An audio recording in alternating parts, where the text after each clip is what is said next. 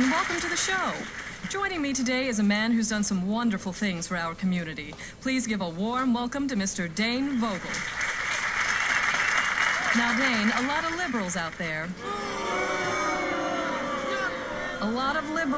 there have been saying that corporations like Ultor are part of the problem, that they're destroying America with their attitude of, to hell with the community. The bottom line is all that matters. You know, I'm glad you brought that up. I have some pictures that I would like to show your audience, if you don't mind. Now, what you're seeing here are pictures of Saints Row a few short years ago. Parents, you might want to tell your kids to leave the room. There will be minorities in these photos. Like I was saying, in the past, this district was filled with gangs, hookers, and drugs. Now, Alderman Hughes... A great man who was taken from us far too soon.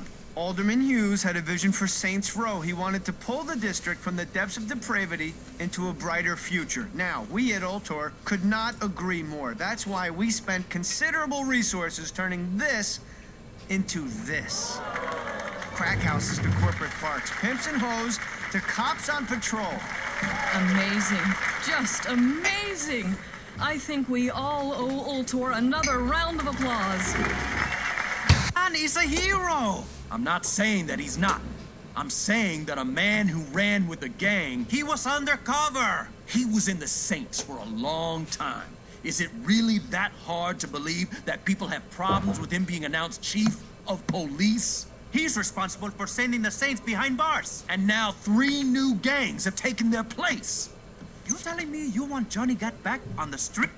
And the ones who know about the programs are the ones who get some money. This footage was taken last night as the Brotherhood went on another looting spree, this time focusing their wrath on the recovering community of Espada. People watched in horror as the crazed individual known as Mero led his men on a violent night of chaos. With no end in sight to the gang epidemic, one has to ask, what are the police doing? Ultor, a brighter future and a better life. Years ago, these serene waters were shaken as Mayor-elect Richard Hughes' yacht was destroyed by a tremendous explosion in what was at the time the second assassination of a major public figure. Stillwater University, a place of learning or a state-funded opium den? These kids are smoking Loa Dust, a popular designer drug that is sweeping across the city courtesy of a street gang known as the Sons of Samdi. I hit the campus to get some of the students' take on this dangerous epidemic. As a student here, what are your thoughts on the drug problem facing this campus? Oh, I'm not a student here. I just come here for put. It was a warm spring day when Shogo Akuji and his Ronin announced their presence to Stillwater.